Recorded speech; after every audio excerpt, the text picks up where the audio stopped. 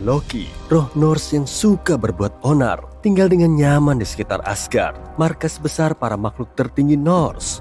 Suatu hari, dia mulai mencari cara lain untuk menjahili beberapa rekannya sesama Asgardian.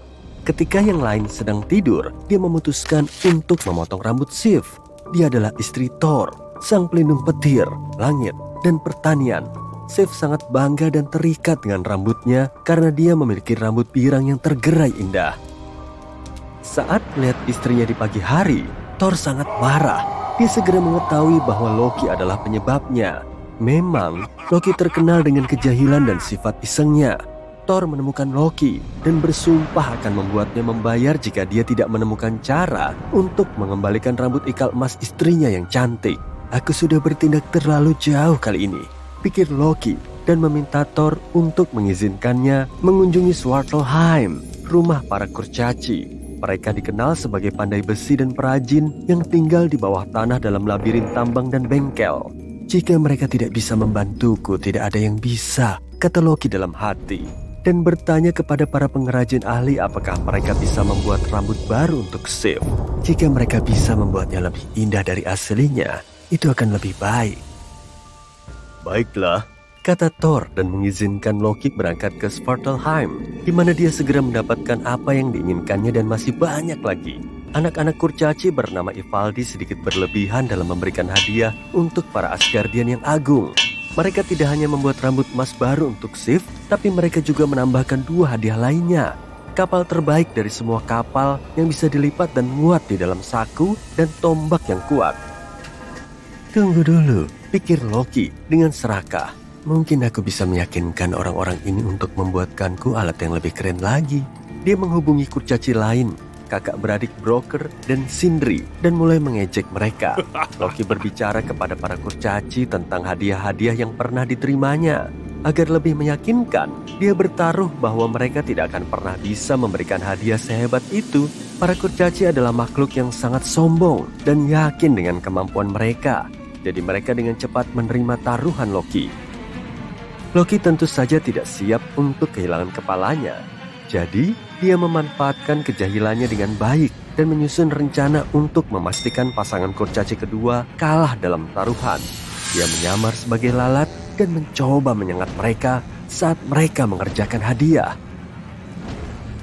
Hadiah pertama yang ditarik keluar dari api adalah seekor babi hutan yang masih hidup dengan bulu keemasan. Babi ini memiliki kemampuan untuk memancarkan cahaya dalam kegelapan dan dapat berlari lebih baik daripada kuda manapun. Loki mencoba menyengat tangan kurcaci yang sedang bekerja agar dia bisa merusak hadiah pertama, tapi tidak berhasil. Kurcaci itu bahkan bergeming. Hadiah kedua adalah sebuah cincin besar yang dapat mereplikasi dirinya sendiri sebanyak 8 kali setiap malam ke-9. Loki si lalat mati-matian mencoba menyengat kurcaci yang sedang bekerja di bagian belakang lehernya. Tapi kali ini dia tidak berhasil. Hadiah itu sudah dibuat dan itu sempurna. Para kurcaci tahu bahwa mereka harus sangat teliti dengan hadiah terakhir mereka. Karena kesalahan apapun akan berakibat fatal. Mereka ingin hadiah terakhir ini menjadi hadiah terbaik dari semuanya. Karena mereka berencana untuk menyerahkannya kepada Thor sendiri. Untuk memastikan kali ini dia akan berhasil, Loki duduk di kelopak mata salah satu kurcaci dan menghalangi penglihatannya agar tidak dapat melihat hasil karyanya dengan baik. Hadiah terakhir yang mereka buat adalah sebuah palu yang memiliki kualitas tak terlihat. Palu ini tidak pernah meleset dari sasarannya dan dapat menjadi bumerang yang kembali ke pemiliknya setelah dilempar. Sayangnya, palu ini memiliki satu kekurangan, gagangnya terlalu pendek. Para kurcaci menamai hadiah terakhir ini Mjolnir, yang berarti petir. Palu khusus ini mampu memanggil elemen-elemen seperti angin, hujan, guntur, dan petir, sehingga pemakainya dapat menggunakannya sesuai keinginan mereka. Palu ini juga merupakan alat yang ampuh untuk mengirimkan petir. Para kurcaci tahu bahwa palu ini tidak sempurna karena gagangnya, tapi mereka tetap setuju untuk membawa semua hadiah mereka ke Asgard untuk mempersembahkannya, karena mereka masih sangat percaya diri dengan usaha mereka.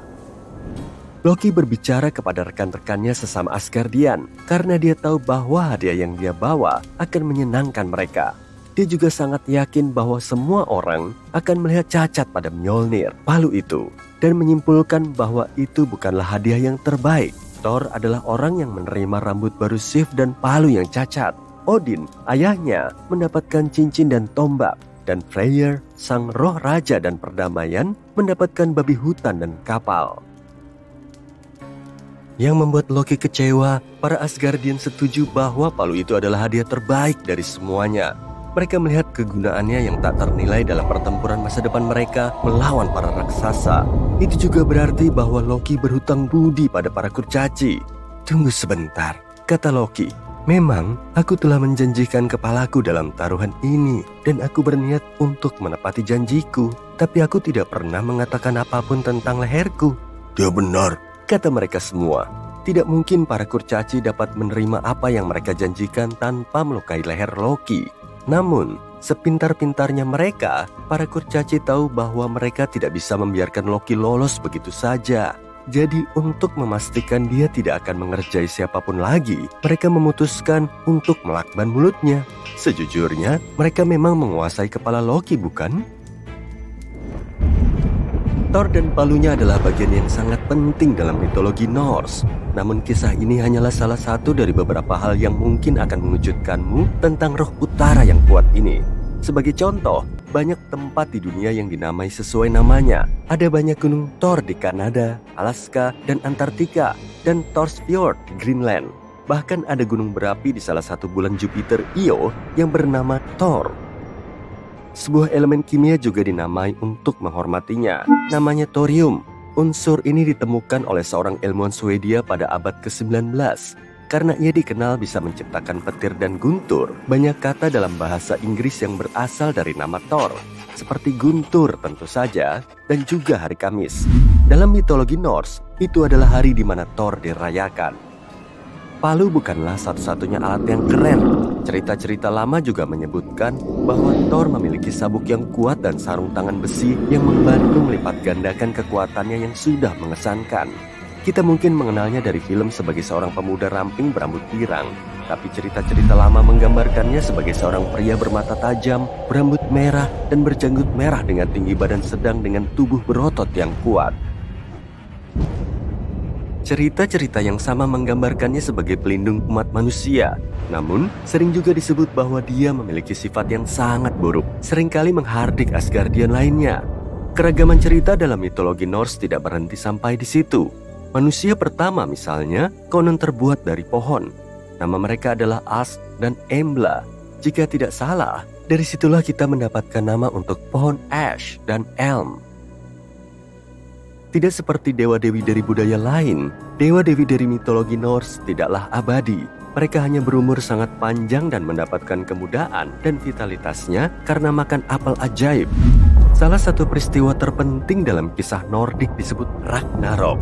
Ini adalah serangkaian peristiwa yang kompleks, termasuk pertempuran besar dan hilangnya sejumlah tokoh besar seperti Odin, Thor, dan Loki. Pada akhirnya, peristiwa ini menyebabkan tenggelamnya dunia ke dalam air. Setelah kemunculannya kembali, dunia dikatakan telah dilahirkan kembali, dibersihkan dari semua bencana sebelumnya. Jika mitologi Norse terdengar seperti sesuatu yang ingin kamu baca lebih lanjut, carilah buku berjudul Poetic Edda. Buku ini merupakan kumpulan puisi naratif anonim yang merinci kisah-kisah dari cerita rakyat Nordik. Beberapa dari kisah-kisah ini berasal dari abad ke-10 dan menjadi sumber bagi banyak film dan acara TV masa kini yang menggambarkan Thor, Odin, dan Loki.